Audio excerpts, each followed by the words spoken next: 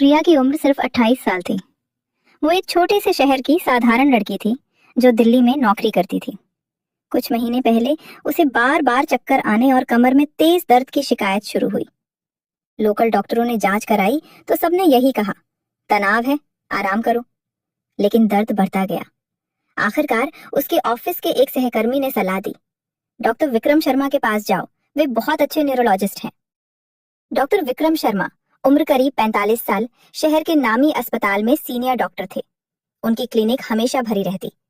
बाहर से वे बहुत शालीन और प्रोफेशनल लगते थे।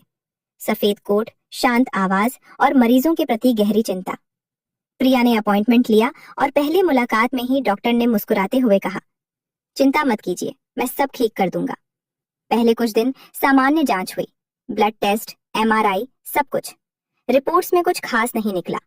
डॉक्टर ने कहा, शायद नर्व कंप्रेशन है, मुझे एक स्पेशल थेरेपी करनी होगी। प्रिया ने भरोसा किया। दूसरे हफ्ते उन्होंने प्राइवेट रूम में बुलाया। कमरा अंदर से बंद था। आराम से लेट जाइए, उन्होंने कहा। धीरे धीरे सेशंस बढ़ने लगे। डॉक्टर कहते, ये मसाज थेरेपी है जिससे नसों को रिलैक्स मिलेगा।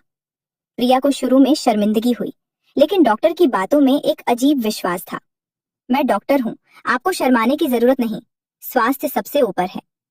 वो हर बार कुछ न कुछ नया तरीका बताते, कभी इंजेक्शन, कभी खास ऑयल की मालिश, कभी अकेले में लंबे समय तक बातें। प्रिया को धीरे धीरे अजीब सा लगने लगा। डॉक्टर की नजरें कभी कभी सामान्य नहीं रहती थीं। उनके हाथों का स्पर्श कुछ ज्यादा ही लंबा होता। एक दिन उसने विरोध किया, सर, ये जरूरी है? डॉक्टर ने मुस्कुराकर कहा, आपको ठीक होना है ना, ट्रस्ट कीजिए, मैंने सैकड़ों मरीजों को ठीक किया है। रातें प्रिया के लिए काल कोठरी बन गई। वो सो नहीं पाती। डॉक्टर की फोन कॉल्स पड़ गईं। कल शाम 7 बजे आ जाना, स्पेशल सेशन है। अस्पताल के स्टाफ को भी कुछ शक होने लगा था, लेकिन कोई कुछ बोलता नहीं था। डॉक्टर का रुतबा बहुत ऊंचा था। एक शाम जब प्रिया क्लिनिक पहुंची तो वहां कोई नर्स नहीं थी। डॉक्टर ने दरवाजा बंद किया। कमरे में सिर्फ मंद रोशनी थी। आज अंतिम सेशन है, उन्होंने कहा। उनकी आवाज में कुछ अलग था। प्रिया का दिल तेज धड़कने लगा। उसने बाहर निकलने की कोशिश की, लेकिन डॉक्टर ने उसका हाथ पकड़ लिया। डरो मत, मैं तुम्हें पूरी तरह ठीक कर दूंगा। उस पल प्रिया समझ गई कि ये कोई इलाज नहीं था, ये एक खेल था, एक शिकारी का खेल, जिसमें मरीज को लालच और भरोसे के जाल में फंसाया जाता था। उसने कोशिश की, मना किया, लेकिन डॉक्टर नहीं माना। चुप रहो, वरना कोई नहीं मानेगा, मैं डॉक्टर हूं, तुम पेशेंट। उस रात प्रिया किसी तरह वहां से निकली। उसके कपड़े अस्त व्यस्त थे, आंखें सूजी हुई थीं। वो सीधे पुलिस स्टेशन नहीं गई। डर था, कौन मानेगा, उसने सोचा। लेकिन अगले दिन उसने अपनी सबसे अच्छी दोस्त को सब कुछ बताया। दोस्त ने कहा, चुप मत रहना, ये अपराध है। प्रिया ने हिम्मत जुटाई।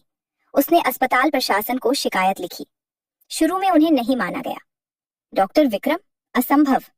लेकिन प्रिया ने सबूत जुटाए, पुरानी मैसेज, कॉल रिकॉर्डिंग और एक गुप्त रूप से ली गई तस्वीर। धीरे धीरे और मरीजों की आवाजें आने लगी। 3 और महिलाएं सामने आईं, जिनके साथ भी यही हुआ था। अस्पताल में हड़कंप मच गया। मीडिया ने खबर पकड़ ली। डॉक्टर विक्रम को गिरफ्तार कर लिया गया। जांच में पता चला कि वे पिछले 10 साल से इसी तरह का शोषण करते आ रहे थे। पावर का नशा उन्हें अंधा कर चुका था। प्रिया आज भी दर्द सहती है, लेकिन वो लड़ रही है। उसने एक NGO ज्वाइन किया है, जहां वो ऐसे पीड़ितों को मदद करती है। वो कहती है, डॉक्टर का कोट सफेद होता है, लेकिन दिल हमेशा सफेद नहीं होता। उसकी कहानी कई लड़कियों के लिए चेतावनी बन गई।